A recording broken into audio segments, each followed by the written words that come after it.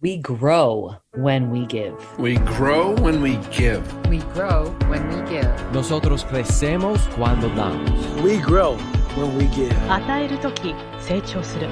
We grow when we give. Welcome to ROG, Return on Generosity. I'm your host, Shannon Cassidy. This podcast celebrates generosity at work, not financial giving valuable time, mutual respect, alternative perspectives, and genuine collaboration. Our special guest today is Sanyin Siang. Sanyin is the founding executive director of Duke University's Coach K Leadership and Ethics Center at its Fuqua School of Business and is a professor at Duke's Pratt School of Engineering. Sanyin helps boards, CEOs, and their teams thrive in an increasingly volatile, uncertain, complex, and ambiguous world by optimizing their unique strengths, building stronger teams, and reimagining the future. She convenes interdisciplinary and diverse think tanks towards finding and implementing new approaches for complex problems. As an executive coach and advisor, she leverages behavioral practices with keen insights on the operational context to enable Fortune 500 CEOs, family business leaders, sports executives, public sector leaders, and tech founders for next level success. She's recognized by Thinkers 50 as the world's top executive coach and one of the top 50 management thinkers globally.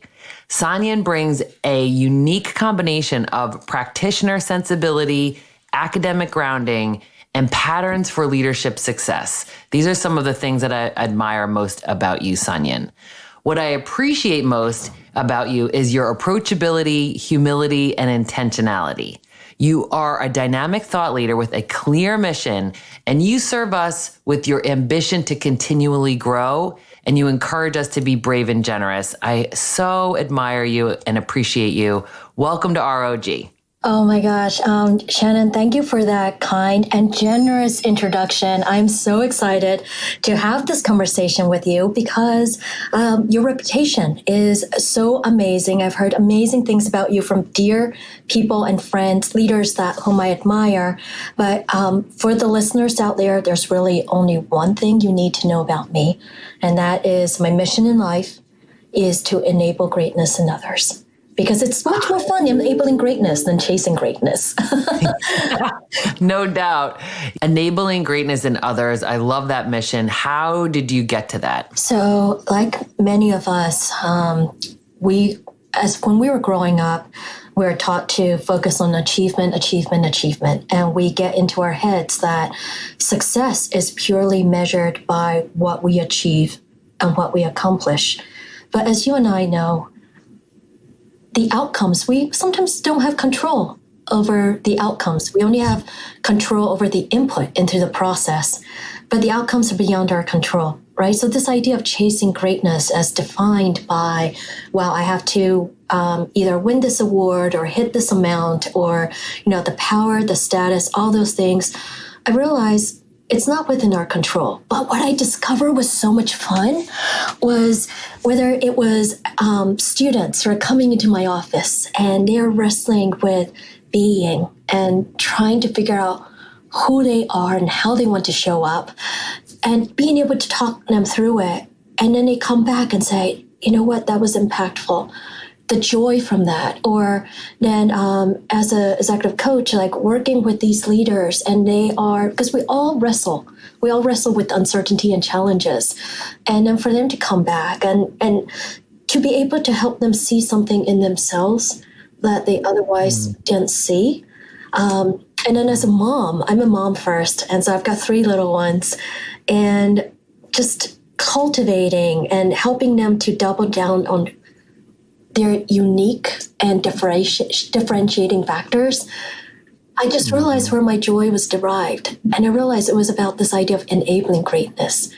And I think many of us, when we look back at those moments where that made us the happiest, I think we can count the moments where we're helping others be among our most joyful moments. I totally agree. This is another reason why we are meant to be friends, because I agree with you. I think that for any one of us to just go through those peak moments of life, like those times that you really felt joy in the most deep and internal ways, what were you doing? And you and I agree that it would be, you were doing something of service to others, right? So your mission is to enable greatness in others. You think about how do you do that? I'm curious to hear that. And then I want to hear a little bit more about why most people are living their lives to like do enough to be enough.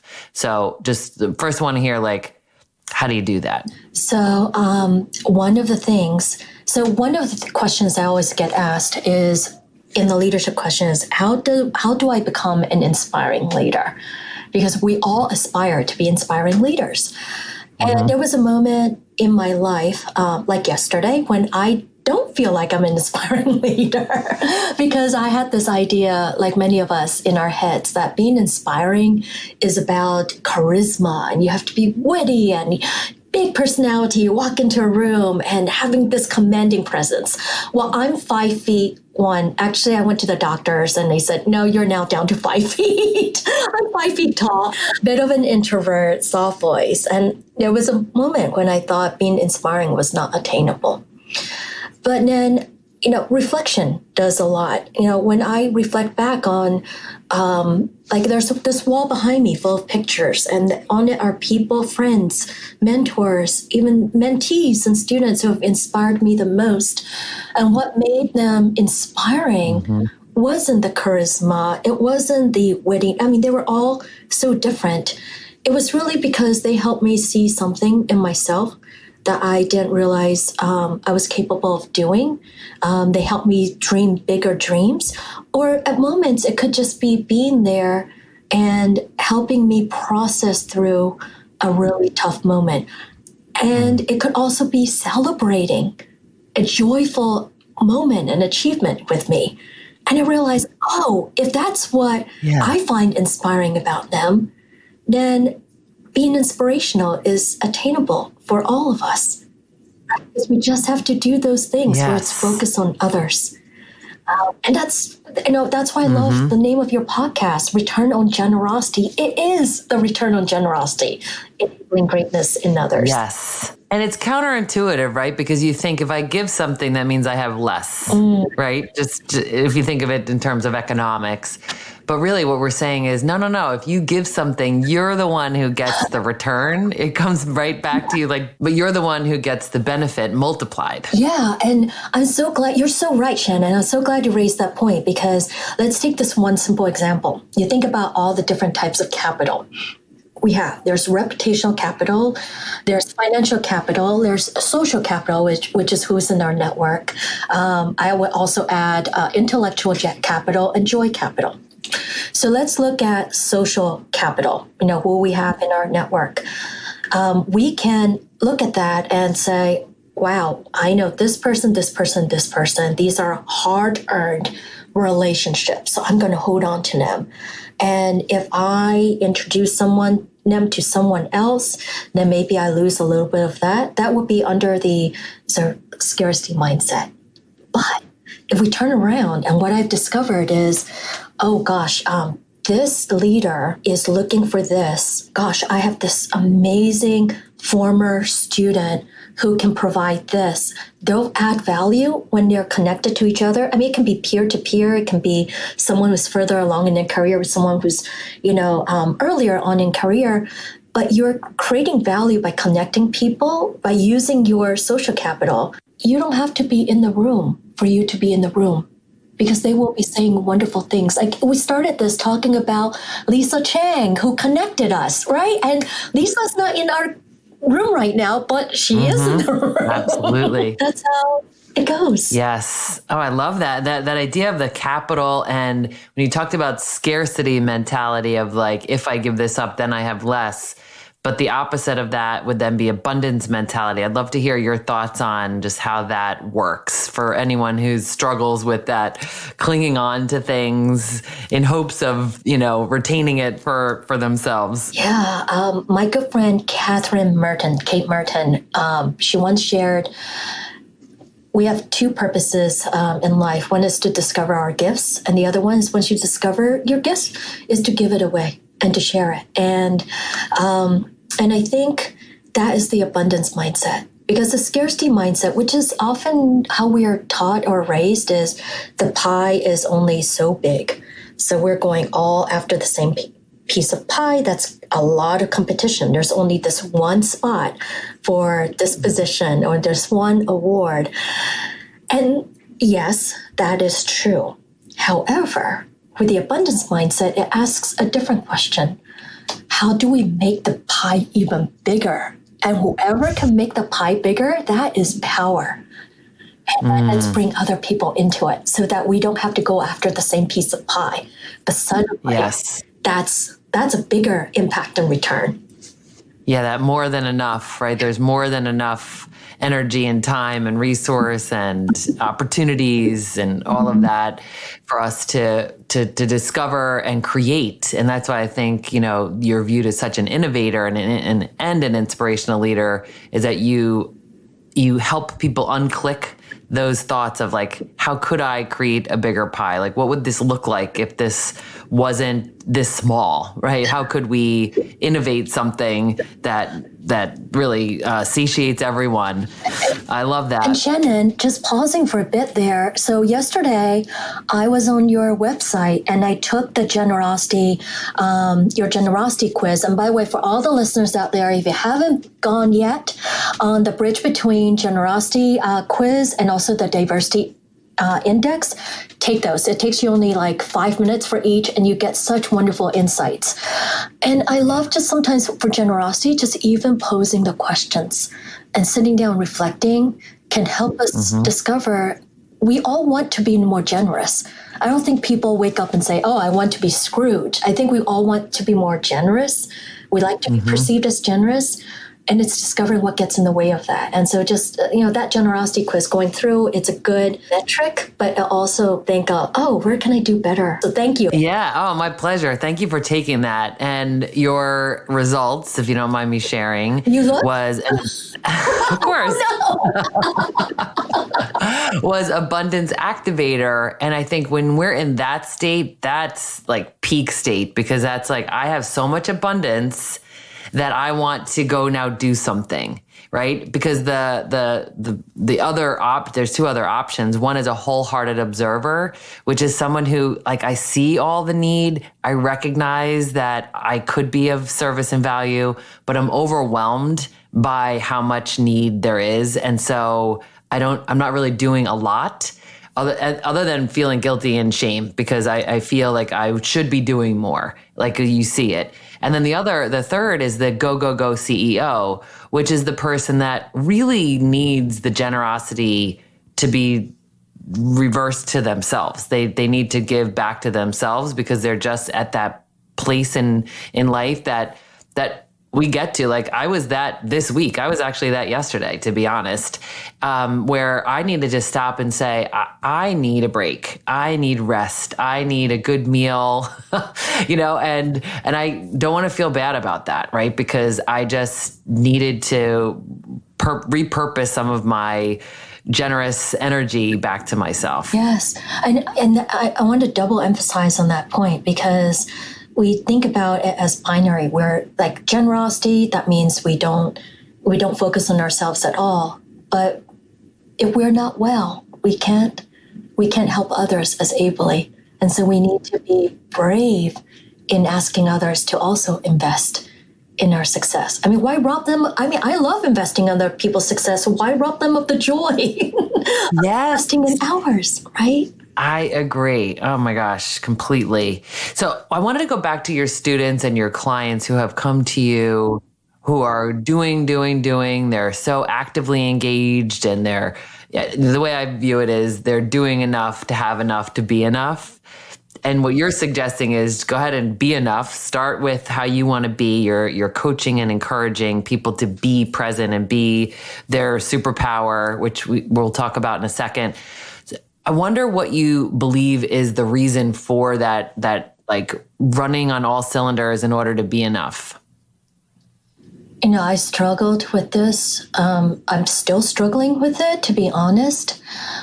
This narrative of I'm not enough or I have to prove myself, because I think that's how society sometimes inadvertently, and those whom we love and those who are helping us inadvertently, unintentionally create that sort of narrative that we have to constantly prove ourselves, right? And the Superpowers work really stems, the origin story was I would walk into rooms and I would look around and I could see with awe the amazingness and the awesomeness in everyone else around me, but I failed to see that in myself. And there was a little bit of the comparison trapping still going on. But then to be able to walk into a room and saying, you know what?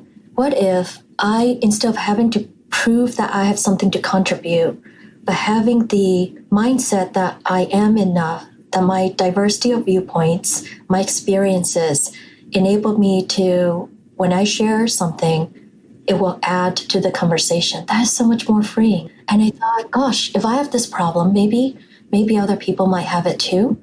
And I think I think a large number of people have it. And so what if we can help discover this thing that is our blind spot, which is what makes us unique, and everybody, because we are made that way, created that way, has at least one, if not many, many, many differentiating, energizing strengths that are superpowers. I love that. And, you write about this in your book, which I think was released in 2017, called The Launch Book.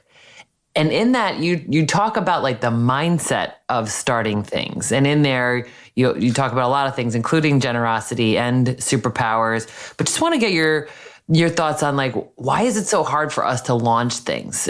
Because we're saying, we're wired for achievement and accomplishment. So you would think, okay, well, that would mean we would have to launch things. But many of us struggle with that.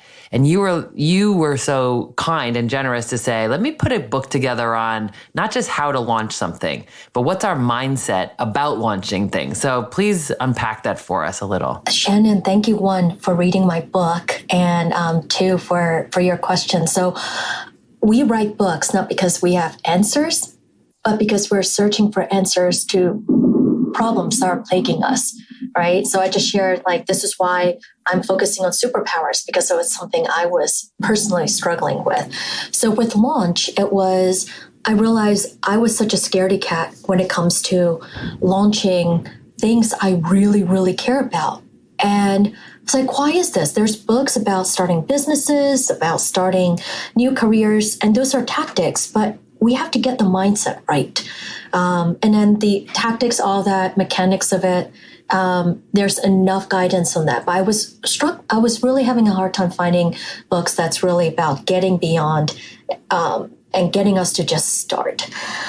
And I think, to your question, one of the reasons why it's so hard is because when we have an idea in our head, and it's something that we're excited about, in our head, while it's still in our head, it's a home run, slam dunk. But the moment it hits reality at the first step, we run into all sorts of, let's say, new challenges, right? Mm-hmm. And so if we can keep it in our heads for as long as possible, we can live in that fantasy. Safe in here. Yeah. However, the reality of it is just taking that first step and then testing and iterating and inviting others to give that feedback and using it also as an opportunity to build new relationships and to learn, to grow. That is so energizing, rather than thinking, oh, I hit this obstacle. It's not going to be the thing I imagined. I'm going to write this book and it's going to be a bestseller. I'm going to start this business. It's going to be a unicorn. But instead to say, hey, I'm curious. I believe in this. Let's just take that first step and see what happens. And then let's take another step.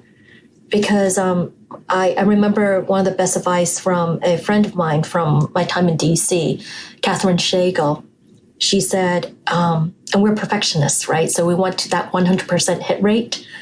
And she reminded me, she's like, Sanyin, when you were born, did you learn how to run? Like, no. She was like, no.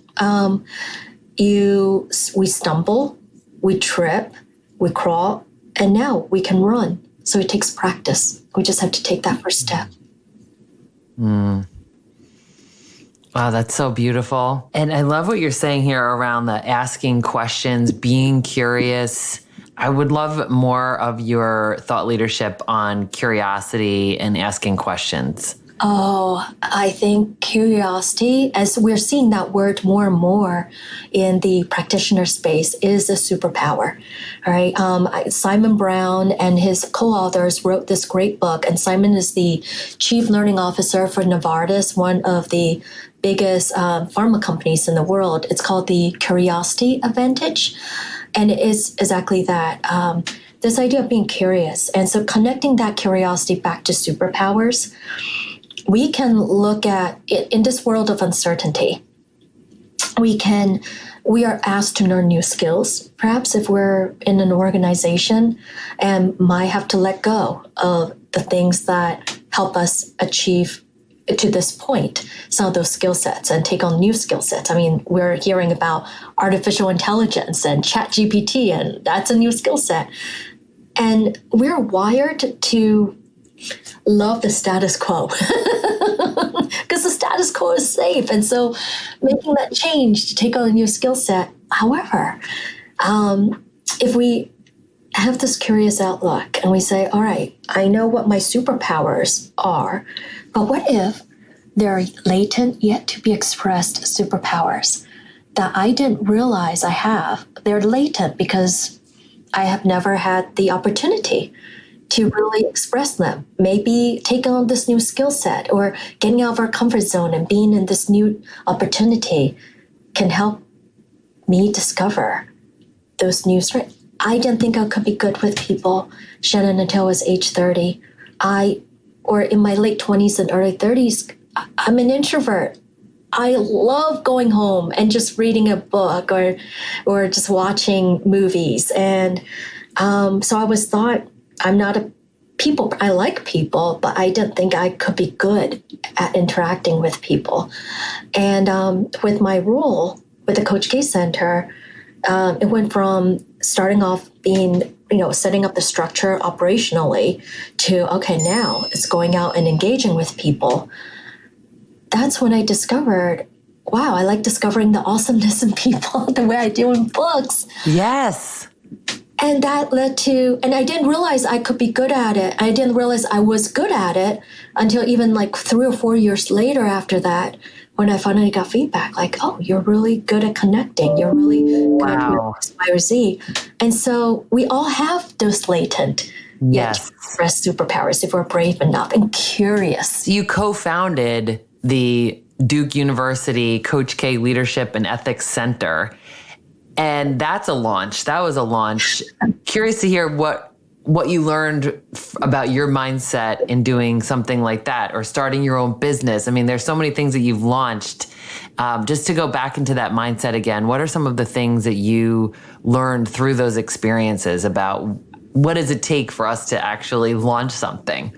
Oh, teams, community. So I notice it's co-founded, not founded, co-founded. So there was a wonderful system of amazing leaders that were in place when we started this. I conduct my amazing mentor and colleague, Sim Sikin, who is one of the foremost leadership scholars in the world. There's Tejumadia Jassa, who is my assistant director, and she knows about operations. Rick Stalin, who was the deputy dean at that time, and of course, Coach K, from whom we can draw so many leadership lessons from. So one thing is for anyone who think they can do any launch alone, or even I think it's easy to think that when we look at the media and the stories of entrepreneurs who are highlighted, because it's always the singular, or there might be a founding team, it's 2 or 3. But really, there is an army of people who enabled that project or that company to be successful. And it could be a kind word, or it could be really gritty truth from a prospective customer who helped us refine our products. It could be mentors. I mean, we don't do it alone. We can't do it alone. We can't do it alone. You're so right. And that team approach and the understanding and appreciation, respect, and really value for teams and the people that work with us in order to launch and complete and, really engage in anything meaningful. So let's talk more about teams. That's something that you and I are both really passionate about. We believe in the dynamics of bringing in different kinds of people. I think your whole superpower idea where you bring all of those superpowers together collectively, it's like limitless in possibility. So what do you think are some of the things that leaders can do to really value and enhance leaders' abilities to make more of a team environment in their corporations? Thank you for asking that. I want to connect this back also to the founding story of the Coach K Leadership and Ethics Center, because the second answer to your question of what did I learn from co-founding the center is you have to believe in the mission and the purpose, right? And Coach K, who we were drawing the leadership lessons from, he is all about teams. He understands teams. So let's connect that back to teams and why teams are so important, how leaders can unleash the power in their teams. We have a tendency to inadvertently compare, right? Because it's we're taught that, and so whether it's as parents for our children, how many times do we catch ourselves saying, "Well, your sibling can do this. Why can't you?" Inadvertently, right? And that, of course, creates its own negative consequences. In the workplace, we do that inadvertently. Well, look at so and so, and we're constantly comparing someone's lowlights to another person's highlights, which actually is a losing proposition to start with. What I've noticed with Coach K is he emphasizes the superpowers. He doesn't call them superpowers, I do, but the differentiating distinctive strengths that a person brings, right? Because he sees the big picture of how they all fit together. So, for example, Justin Robinson a few years ago, he may not have the stats on the court, but coach made him co-captain of the team because Justin played one of his many superpowers is the ability to be the person that his teammates trust to come to for that sage counsel, for getting energized again, for believing again. And that is powerful. It takes us to see people differently. So we're wired to sometimes focus on the individual contributor. Oh, you scored. Oh gosh, who's the person who scored? Who's the person who dunked that ball? Well, every score is built on an assist. Someone has to pass the ball to that person who never makes the score. And we don't, in sports actually, they record assists. In hockey, they record the first assist and the second assist. Why don't we do that in the workplace? So, that you made the sale. All right, can we also highlight who assist along the way to enable that sale? So it goes beyond, we recognize your individual contribution. We also recognize a broader range of individual contributions because we're really interdependent with each other. And great teams recognize the interdependence with each other. Beautiful. And that's among the many things that I'm learning from you in this conversation and otherwise is that recognition for the assist. The first draft of my first book I called Good Game because I was watching my children play youth sports, and at the end of every game they would say good game, good game, good game, good game. And I thought, why don't we do that at work? Like you and I are negotiating, you win. And, or you get more value, let's just say. And for me to say, afterwards, like, good game, that was really brilliant the way that you talked about the value in that way. You know what I mean? Like, could we be a little more transparent about how we're feeling and not just take it as a blow to our ego, but take it as an opportunity for us to learn from each other. So I love this idea of recording the assists. That's going to be in my takeaway tips in a moment. But back to questions. What are some key questions that we could ask ourselves as leaders to remember that it's about the team? Like, what are some questions that come to mind when you think about coaching leaders to value and really lift up teams?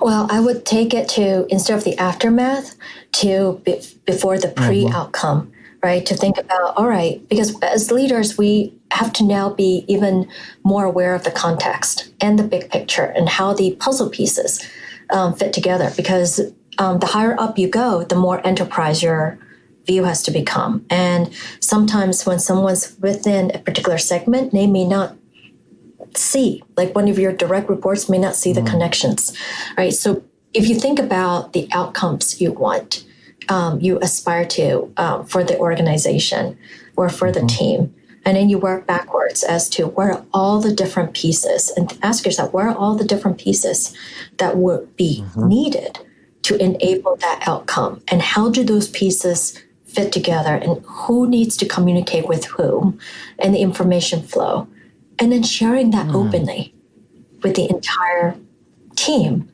or better yet, get the team to a place where they can share that with each other, right? And you're just posing the questions. I mean, I remember Alan Mulally, he turned around Ford. And one of the ways that he turned it around was he's a airplane guy, and he was the first outside CEO for Ford, a car company. And so you would think, how does someone without expertise in the product nor the industry turn around this amazing team, this iconic company, while with pretty much the same composition of the executive leadership team.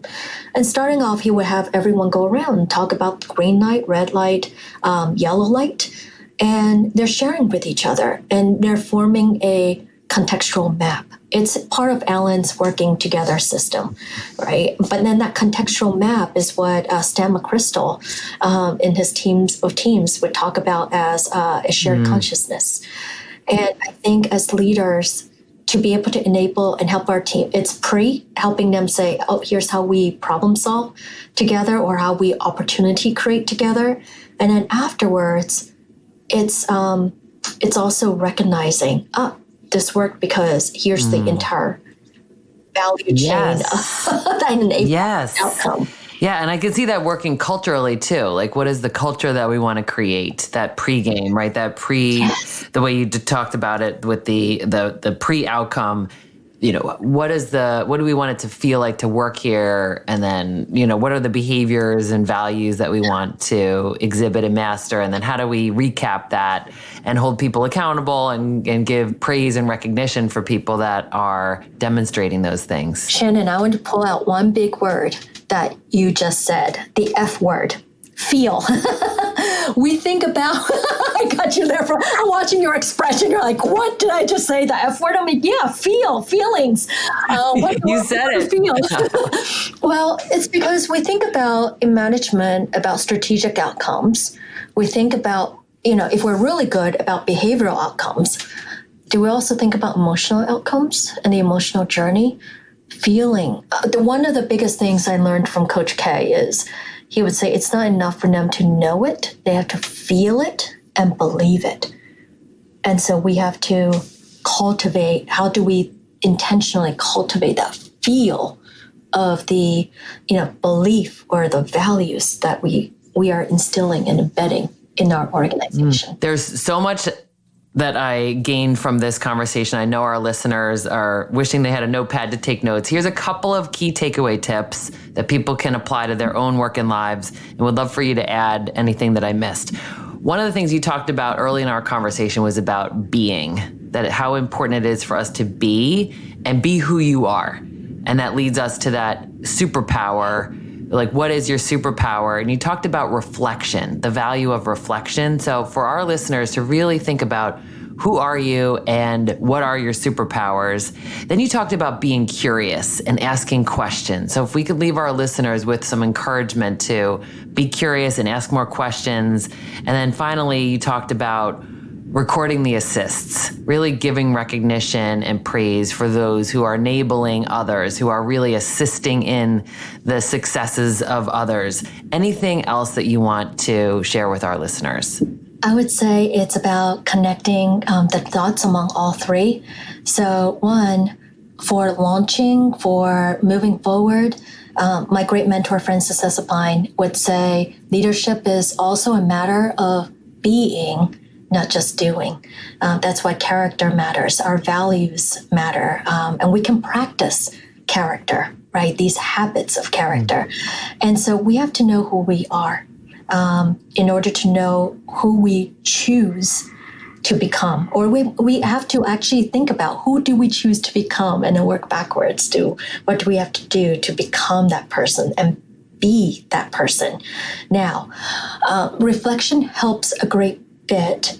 However, we also need to curiously invite others to share data back with us because we're in dynamism. We're not islands. We're in dynamism with other people. And so to understand what is the impact of our actions, to understand how people are interpreting our actions and invite them with questions and with openness and curiosity.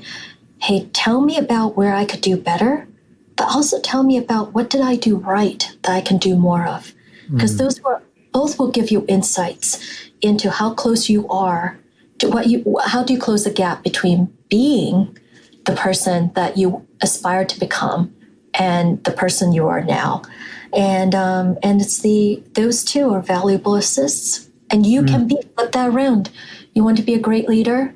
You be open in sharing. Don't miss a moment to tell them, this is what makes you amazing that I'm seeing. Because most likely they don't know that.